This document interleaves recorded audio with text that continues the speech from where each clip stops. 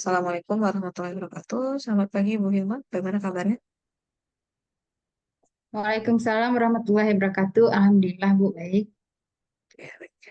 Eh, Sepertinya sudah siap ya, Bu, untuk kita kompre hari ini. Tahapan kompre itu ada tiga tahapan. Pertama, BTQ, baca tulis Al-Quran. Saya akan minta Ibu bacakan satu ayat Al-Quran. Satu atau dua ayat Al-Quran. Berikutnya, Ibu akan menulis ayat yang saya share nanti di layar. Kita lanjut dengan presentasi P5 dulu. Tanya jawab, baru terakhir adalah presentasi proposal PTK Ibu. Dan tanya jawab. Waktunya lebih kurang 20 sampai 30 menit. Dan untuk presentasi nanti waktunya 5 sampai 6 menit ya, Bu. Dibaca poin-poin pentingnya saja yang mau disampaikan. Oke, untuk persingkat waktu, silakan langsung Ibu bacakan satu atau dua ayat Al-Quran. A'udzu billahi minasyaitonir rajim. Bismillahirrahmanirrahim. Wala talbisul haqqa bil batili wa taktumul haqqa wa antum ta'lamun. Wa aqimus salata wa atuz zakata warka'u ma'ar raki'in. Sadaqallahul azim. Ya, baik Bu, berikutnya silakan Ibu tuliskan ayat berikut. Ayatnya saja ya Bu, artinya tidak perlu.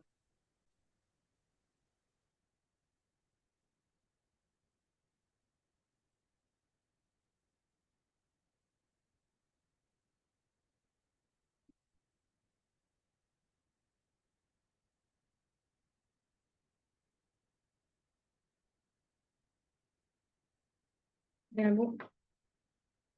Ya, baik, silakan ditampilkan. Agak silau ya Bu, sebentar. Oke, udah Bu.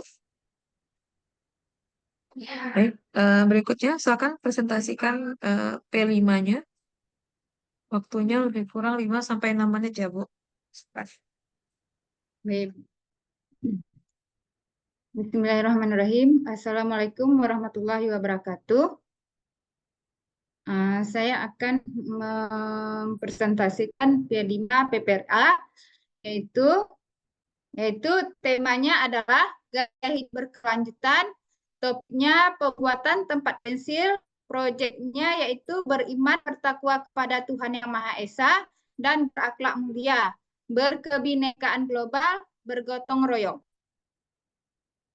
Kemudian dimensi yang saya pilih di sini salah satunya yaitu dimensi beriman kepada Tuhan Yang Maha Esa dan berakhlak mulia.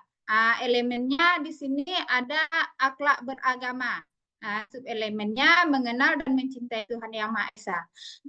Dan yang kedua elemennya yaitu akhlak kepada alam. Subelemennya menjaga lingkungan alam. Dan akhir fasenya terbiasa memahami tindakan yang ramah dan tidak ramah lingkungan serta membiasakan diri untuk berperilaku ramah.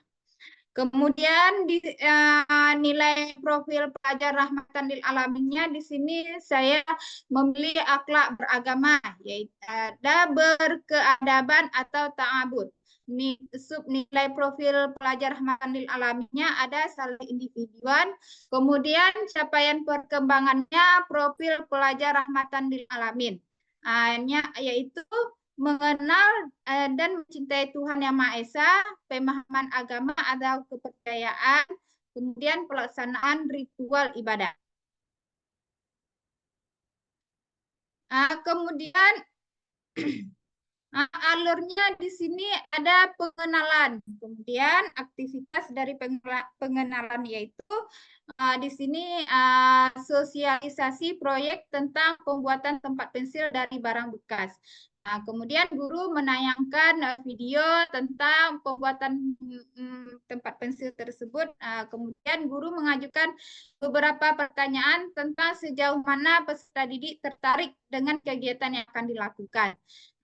Kemudian ada Nah, akhirnya kontekstualisasi. Ya, di sini guru mencari informasi tentang barang bekas yang dapat dipergunakan kembali dan mencari informasi melalui internet dan video di YouTube. Kemudian pengenalan barang bekas yang dapat diolah kembali, kemudian baru pelaksanaan kegiatan pembuatan tempat tulis pensil, kemudian ada videonya.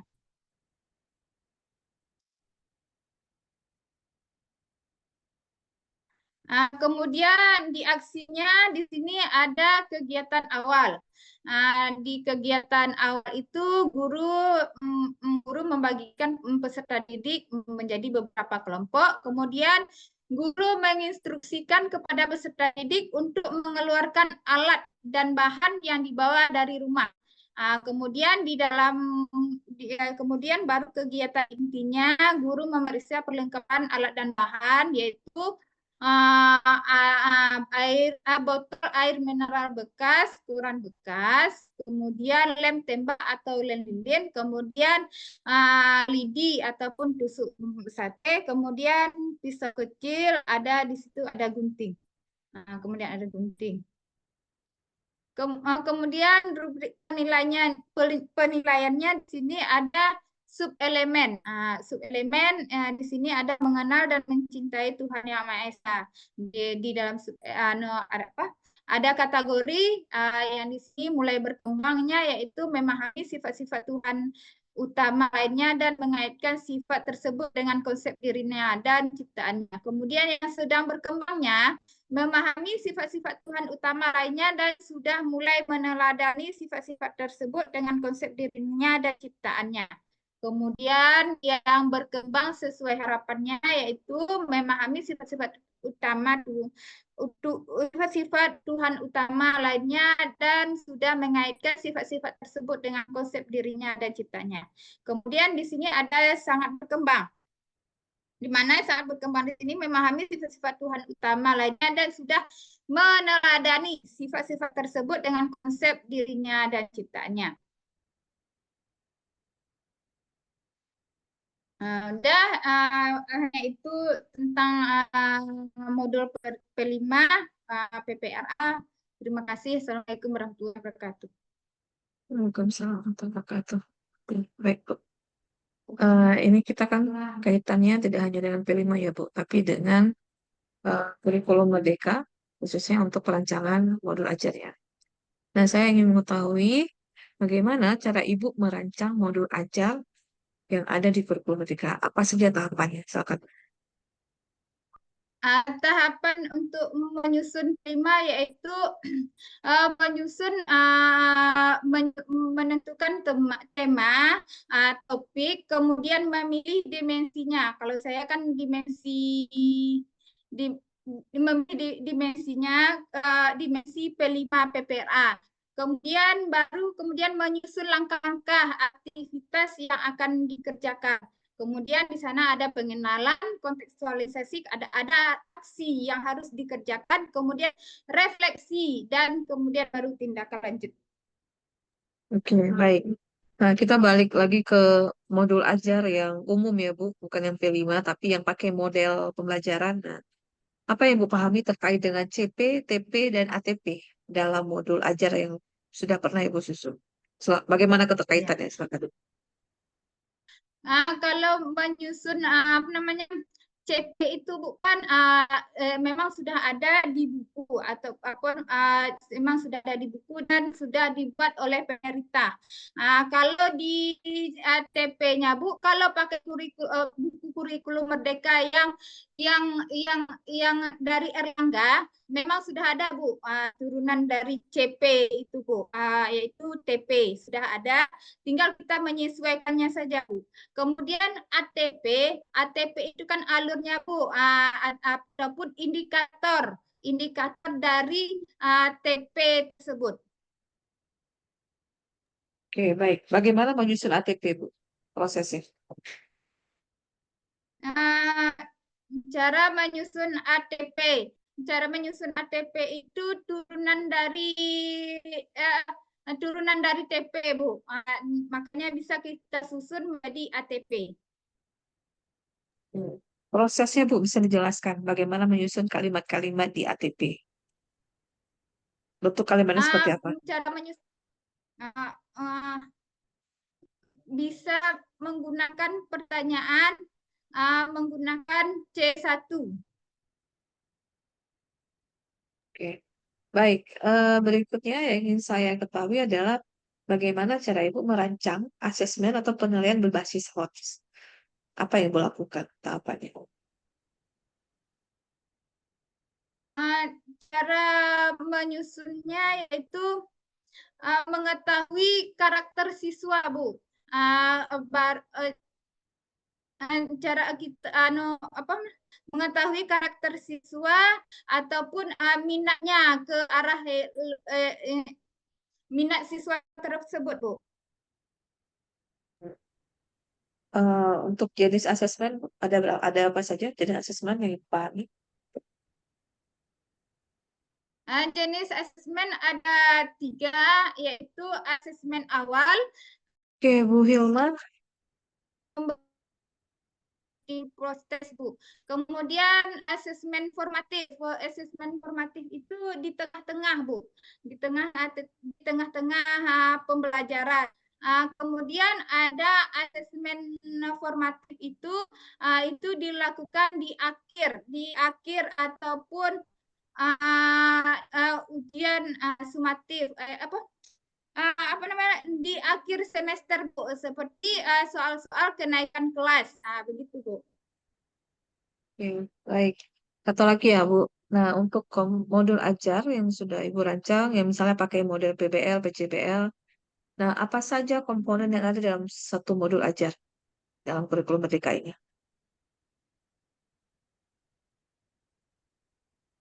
Di dalamnya ada CP, Bu, ada TP. Ya, silakan Bu, diuraikan lagi. Ada apa lagi? TP, kemudian ada ATP, Bu, di dalam kurikulum belajar, kemudian langkah-langkah cara membuat asesmen. Nah, cara-cara membuat langkah-langkah asesmen dalam pembelajaran tersebut, Bu. Oke, baik. Terima kasih Bu Hilma. Kita lanjut berikutnya ke PTK. Silakan Ibu share screen lagi PPT-nya. Bismillahirrahmanirrahim. Assalamualaikum warahmatullahi wabarakatuh. Saya akan mempresentasikan tentang PTK saya yang berjudul Implementasi Model Project Based Learning ataupun PJBL untuk meningkatkan hasil belajar siswa pada materi norma dalam kehidupan di kelas 4 SD Negeri Kauman Pisang. Di mana di sini ada latar belakang masalahnya. Latar belakang masalah yaitu permasalahan yang diamati adalah kurangnya keterlibatan aktif siswa dalam proses pembelajaran. Banyak siswa yang cenderung pasif dan hanya menunggu instruksi dari guru tanpa ada inisiatif untuk bertanya atau mengemukakan pendapatnya. Nah, kemudian di rumusan masalahnya berdasarkan latar belakang masalah, maka rumusan masalah dalam penelitian ini adalah apakah implementasi model project based learning ataupun PJBL dapat meningkatkan hasil belajar siswa pada materi norma dalam kehidupan di kelas 4 SD Negeri Kementang. Kemudian ada tujuan penelitian. Nah, di sini ada implementasi model project based learning PJBL dalam meningkatkan hasil belajar siswa pada materi norma dalam kehidupan di kelas 4 SD Negeri Kauman Pisang. Kemudian manfaat penelitiannya bagi guru. Yang pertama bagi guru, hasil penelitian ini dapat menjadi pedoman bagi guru dalam merancang dan mengimplementasikan pembelajaran yang lebih interaktif dan berbasis proyek. Kemudian ada 2 bagi siswa, penelitian ini memberikan manfaat langsung bagi siswa dalam hal peningkatan pemahaman dan penerapan norma dalam kehidupan sehari-hari. Kemudian yang ketiga bagi sekolah, penelitian ini dapat menjadi acuan bagi sekolah dalam meningkatkan kualitas pembelajaran melalui penerapan model PJBL. Kemudian yang keempat bagi peneliti lain, hasil penelitian ini dapat menjadi referensi dan bahan kajian bagi peneliti lain yang ingin mengembangkan penelitian serupa baik dalam konteks pembelajaran PAI maupun mata pelajaran lainnya. Kemudian angka teorinya. Project Based Learning ataupun PJBL adalah metode pembelajaran yang menekankan pada keterlibatan siswa dalam proses pembelajaran melalui proyek nyata yang berkaitan dengan kehidupan sehari-hari. PJBL menempatkan siswa sebagai pusat pembelajaran di mana mereka ditantang untuk memecahkan masalah atau menciptakan produk berdasarkan pemahaman dan keterampilan yang mereka miliki. Kemudian prinsip pembelajaran model PJBL ini, salah satu prinsip utama PJBL adalah pembelajaran yang berpusat pada siswa. Dalam pendekatan ini, siswa menjadi subjek aktif dalam proses belajar, bukan hanya sebagai penerima informasi. PJBL mendorong siswa untuk mencari mandiri, mengenali informasi, mengembangkan ide, serta merancang melaksanakan proyek dengan bimbingan guru sekaligus bimbingan guru sebagai fasilitator. Kemudian latar belakang PJBL ini, satu, menentukan pertanyaan mendasar yang akan menjadi fokus dari proyek. Kemudian perencanaan proyek dengan melibatkan pembagian tugas, penetapan tujuan, jadwal kegiatan, serta penentuan sumber daya yang dibutuhkan. Di sini jenis metode penelitiannya ada jenis penelitian. Penelitian tindakan kelas ataupun PTK merupakan jenis penelitian yang bertujuan untuk memperbaiki dan meningkatkan kualitas proses belajar di kelas. PTK berfokus pada identifikasi masalah nyata yang dihadapi oleh guru dan siswa dalam konteks pembelajaran, kemudian diupayakan solusi melalui siklus tindakan yang sistematis. Kemudian lokasinya ada di SD Negeri Kauman Pisang, yaitu Kecamatan Labu Haji, Kabupaten Aceh Selatan. Kemudian ada variabel penelitian. Penelitian ini bertujuan untuk melihat bagaimana penerapan model PJBL dapat mempengaruhi atau meningkatkan hasil belajar siswa pada materi dalam kehidupan. Kemudian populasinya seluruh siswa kelas siswa SD kelas 6 seluruh siswa SD Negeri Kauman Pisang dari kelas 1 sampai kelas 6, kemudian sampelnya cukup anak kelas 4 saja. Hanya ini PTK saya. Assalamualaikum warahmatullahi wabarakatuh. Waalaikumsalam warahmatullahi wabarakatuh. Oke, baik Bu Hilma. Ini Ibu terkait dengan PJBL ya Bu? Ya, PJBL Bu. untuk melihat hasil belajar. Apa masalah di kelas akan Ibu teliti sehingga ingin menggunakan model PJBL ini?